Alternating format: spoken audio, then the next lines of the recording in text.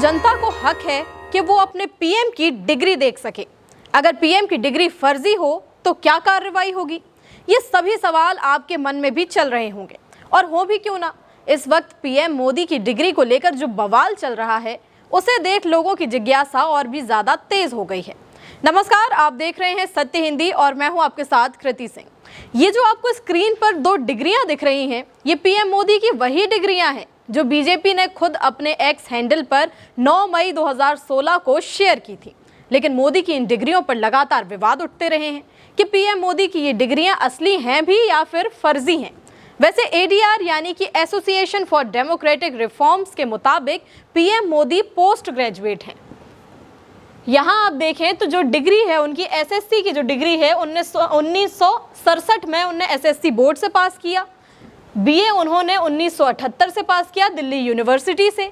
MA उन्होंने 1983 में Gujarat university से पास किया। ये जो हम आपको डेटा दिखा रहे हैं ये एडीआर के मुताबिक है। एडीआर पे साफ साफ लिखा है कि पीएम मोदी की जो शैक्षणिक योग्यता है वो ये है, मतलब पीएम मोदी पोस्ट ग्रेजुएट है। लेकिन विपक्ष का आरोप है कि पीएम की शैक्षणिक योग्यता से जुड़ी जितनी भी जानकारी सोशल मीडिया या इंटरनेट पर दिखती हैं वो सब की सब फर्जी हैं। इसलिए बार बार विपक्ष पीएम की असली डिग्री की भी मांग करता है। ये मुद्दा अभी हाल में तब फिर से सुर्खियों में आ गया जब दिल्ली हाई कोर्ट ने पीएम मोदी की डिग्री सार्वजनिक करने के बारे में दाखिल याचिका खारिज कर दी। दिल्ली हाई कोर्ट ने अपने फैसले में कहा कि किसी व्यक्ति की मार्कशीट, डिग्री या उसके किसी श्रेणी में कोई परीक्षा पास की है, ये सब उसका निजी मामला है। इसलिए आरटीआई के जरिए उसे किसी तीसरे पक्ष को नहीं बताया जा सकता। हाई कोर्ट के इस फैसले के बाद सोशल मीडिया पर उम्मीदवारों की डिग्री से जुड़ा सुप्रीम कोर्ट का 2016 का एक और फैसला सुर्खियों में आ गया। इस फैसले में कहा गया था कि वोटरों को अपने उम्मीदवारों की शैक्षणिक योग्यता जानने का पूरा अधिकार है।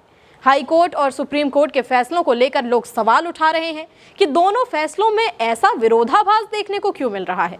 तो पहले बात कर लेते हैं सुप्रीम कोर्ट के 2016 के फैसले की।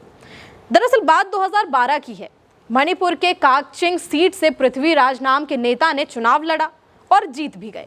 लेकिन बाद में किसी ने उनके खिलाफ शिकायत कर दी कि पृथ्वीराज ने अपने नामांकन पत्र में झूठ बोलकर एमबीए की डिग्री दिखाई है।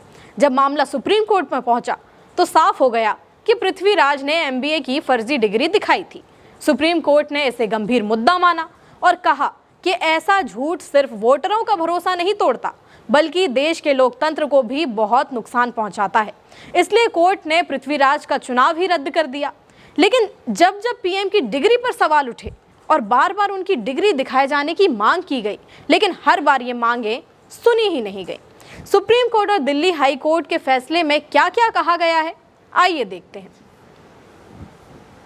सुप्रीम कोर्ट का जो 2016 का फैसला है उसमें क्या कहा गया था?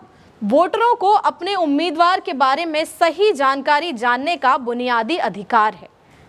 वोट कर रहे हैं हम किसी भी उम्मीदवार को तो हमारा पूरा अधिकार बनता है कि हम उस उम्मीदवार के बारे में एक एक जानकारी जान सकें और एकदम सही जानकारी जानें, ताकि हम सही से फैसला लें कि हमें किसे वोट करना है, किसे नहीं करना। सुप्रीम कोर्ट ने यह भी कहा था 2016 में कि वोटरों को उम्मीदवारों की शैक्षणिक योग्यता जानने का भी पूरा अधिकार है।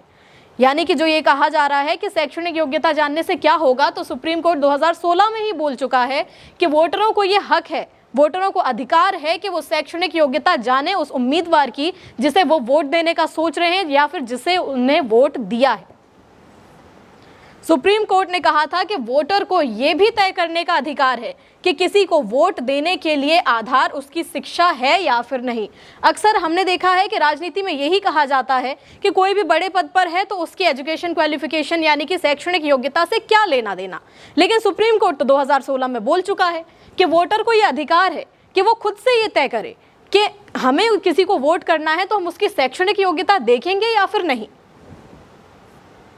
सुप्रीम कोर्ट ने यह भी कहा था कि ये उम्मीदवार की जिम्मेदारी है कि वो जन प्रतिनिधित्व कानून के तहत दायर हलफनामे में सारी जानकारी सही दे। मतलब जो डिग्री को लेकर विवाद चल रहा है कि डिग्री मांगी जा रही है लेकिन दिखाई नहीं जा रही है, या जो दिखाई जा रही है लोगों को शक है, उसमें कोई भी क्लियरिटी नहीं मिल रही है, तो ये तो उम्मीदवार की खुद की जिम्मेदारी है। सुप्रीम कोर्ट ने जो खुद कहा है कि उम्मीदवार की ये खुद की जिम्मेदारी है कि वो आए, और लोगों की जो भी आशंकाएं हैं उन्हें दूर करें, अपनी एक एक जानकारी और कौन से कानून के तहत, जन प्रतिनिधित्व कानून के तहत जो हलफनामा दायर किया जाता है उसके तहत अपनी सारी जानकारी सही उम्मीदवार को खुद देनी चाहिए। सुप्रीम कोर्ट ने यह भी कहा था कि गलत जानकारी देने पर उम्मीदवार का चुनाव भी रद्द किया जा सकता है, जैसा कि हुआ भी। और ये जो जानकारी गलत अगर दी गई तो चुनाव ही रद्द कर दिया गया, जैसा कि मणिपुर के विधायक के साथ हुआ था। अब बात करते हैं दिल्ली हाई कोर्ट ने क्या कहा, जो हाल में भी फैसला आया है 2025 में, कि क्या कहा है हाई कोर्ट ने पीएम मोदी की डिग्री को लेकर, जो कि आप भी जानते हैं कि साफ साफ कह दिया है कि डिग्री दिखाने की जरूरत नहीं है। किसी की मार्कशीट, डिग्री या शैक्षणिक रिकॉर्ड उस व्यक्ति की निजी जानकारी है, चाहे वो व्यक्ति किसी सार्वजनिक पद पर हो या फिर नहीं। दिल्ली हाई कोर्ट ने यह साफ साफ कहा है कि कोई भी व्यक्ति हो, चाहे सार्वजनिक पद पर हो चाहे ना हो, लेकिन अगर उसकी मार्कशीट, डिग्री या शैक्षणिक रिकॉर्ड है और उसे कोई देखने की मांग करता है तो ये बिल्कुल गलत है, क्योंकि ये सारी जो डॉक्यूमेंट्स हैं ये उसके पर्सनल है, निजी डॉक्यूमेंट्स हैं। दिल्ली हाई कोर्ट ने यह भी कहा कि बिना किसी स्पष्ट जनहित के किसी व्यक्ति की शैक्षणिक योग्यता को सार्वजनिक करना उस व्यक्ति के निजी दायरे का अतिक्रमण है। मतलब जब तक किसी का कोई जनहित नहीं दिखेगा कि कोई डिग्री दिखाने से अगर किसी को फ़ायदा हो रहा है या कुछ भी चीज़ें हैं, तो तब तक वो डिग्री वगैरह नहीं दिखाई जाएगी। मतलब देखा जा सकता है कि सुप्रीम कोर्ट का जो फैसला था 2016 का, उससे दिल्ली हाई कोर्ट की जो बातें हैं कितनी विरोधाभास से भरी हुई हैं। दिल्ली हाई कोर्ट ने यह भी कहा था कि मौजूदा मामले में आरटीआई के तहत मांगी गई जानकारी के पीछे कोई जनहित नहीं है। जो आरटीआई दायर की गई थी और ये बोला गया था कि दिल्ली यूनिवर्सिटी से कि हमें जानकारी दें कि उस वक्त में किस किस के मार्क्स थे और क्या क्या जानकारी थी, जो भी जानकारियां मांगी गई, उसके लिए ये कहा गया कि जो जानकारी मांगी गई है उसके पीछे कोई जनहित नहीं दिखता, इसीलिए हम आपको ये जानकारी नहीं देंगे। दिल्ली हाई कोर्ट ने कहा कि सार्वजनिक जीवन में किसी पद पर रहने और अपनी ऐसी जिम्मेदारी निभाने के लिए संबंधित शैक्षणिक योग्यता की ऐसी कोई वैधानिक बाध्यता नहीं है। यानी कि अगर कोई सार्वजनिक पद पर है तो उसे कोई बाध्यता नहीं है कि वो किसी के कहने पर अपनी डिग्री दिखाए या अपना कोई भी ऐसा डॉक्यूमेंट दिखाए जो उसके लिए पर्सनल है, जो भी निजी दस्तावेज हैं वो दिखाए। ये दिल्ली हाई कोर्ट का कहना है। दिल्ली हाई कोर्ट ने यह भी कहा कि विश्वविद्यालय के नियम ये अनुमति नहीं देते कि किसी व्यक्ति की मार्कशीट या परीक्षा पास करने की श्रेणी को किसी तीसरे पक्ष को बताया जाए।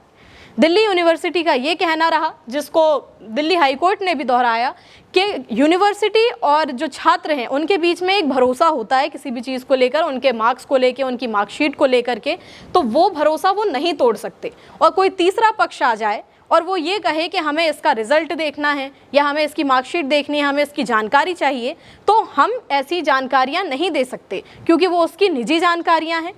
ये दिल्ली यूनिवर्सिटी का कहना है। अब ये तो बात साफ जाहिर है कि सुप्रीम कोर्ट का जो फैसला है वो वोटर के अधिकार पर आधारित था, जिसके तहत सुप्रीम कोर्ट ने ये माना कि एक वोटर को वोट देने का फैसला करने के पहले ये जानने का पूरा अधिकार है कि जो उम्मीदवार चुनाव में खड़े हुए हैं वो कौन है, क्या करते हैं, कितनी संपत्ति के मालिक हैं और उनकी शैक्षणिक योग्यता क्या है। हाई कोर्ट ने अपने फैसले में इस बात को नज़रअंदाज करते हुए इस बात पर जोर दिया कि आरटीआई के तहत किसी तीसरे व्यक्ति को किसी की शैक्षणिक योग्यता जानने की ज़रूरत नहीं है।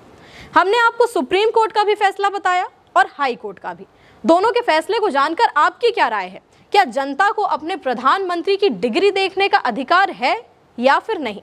हमें कमेंट में बताइएगा। वीडियो अगर पसंद आया हो तो लाइक और शेयर करें। अगर आप चैनल पर नए हैं तो सब्सक्राइब करें। हमारे चैनल सत्य हिंदी के ऐप को भी डाउनलोड कर लें ताकि हर अपडेट आपको टाइम पर मिलती रहे। फिलहाल के लिए इतना ही। नमस्कार।